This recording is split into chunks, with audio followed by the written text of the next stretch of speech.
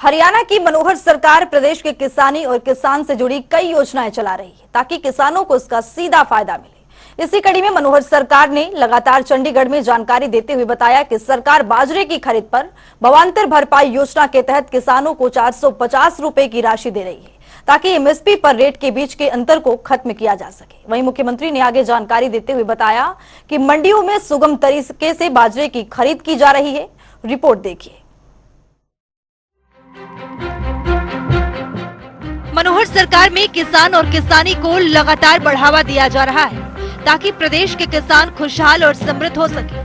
दरअसल मुख्यमंत्री मनोहर लाल ने मंगलवार को चंडीगढ़ में जानकारी देते हुए बताया कि सरकार बाजरे की खरीद पर भावांतर भरपाई योजना के तहत 450 रुपए प्रति क्विंटल किसानों को देगी, जिससे किसानों को फायदा मिलेगा। वहीं सीएम ने कहा कि एमएसपी और रेट के बीच के अंतर को कम करने के लिए सरकार 450 रुपए प्रति क्विंटल दे रही है।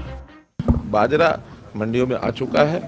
पिछले वर्ष हमने बाजरे की भावांतर भरपाई दी थी, उससे पिछले वर्ष पूरे का पूरा प्रोक्योर किया था, लेकिन पूरा प्रोक्योर करने में कई प्रकार की कठिनाइयां आती हैं। पड़ोसी राज्यों के भी किसान या जो आड़ती या फिर व्यापारी वो उसको यहाँ ला करके बेचते हैं, उसमें वहाँ रेट बहुत कम होता है, हमारे रेट क्योंकि एमएसपी होता है तो हम उसको प्रोक्योर करते हैं, तो उसका नुकसान हरियाणा सरकार को बहुत होता है। पिछली बार किसान भी संतुष्ट हुए थे कि जो difference between market rate and MSP वो जो है अगर उनको मिल जाता है और उनकी रिकॉर्ड जो मेरी फसल मेरा बेरा में रिकॉर्ड है उसके हिसाब से मिलता तो वो सब संतुष्ट होते हैं।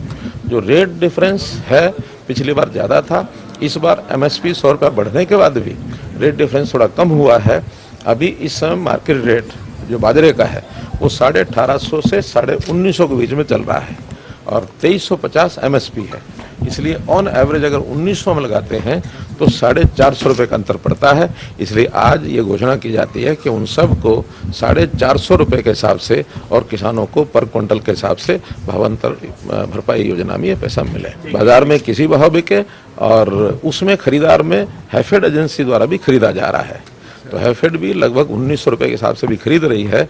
तो हैफेड जो खरीदेगी उसमें जो एक्चुअल डिफरेंस है वो दिया जाएगा।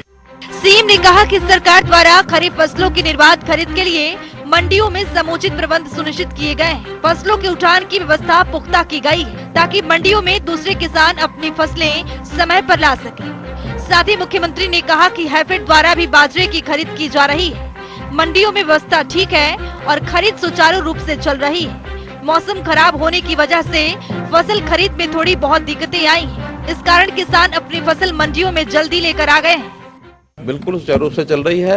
एक आध दिन बीच में जो प्रारंभ होता तो ग्लटिंग भी होती है, लेकिन अचानक चूंकि वर्षा का जो फोरकास्ट था वो 6 तारीख से लेकर 10 तारीख तक का फोरकास्ट था।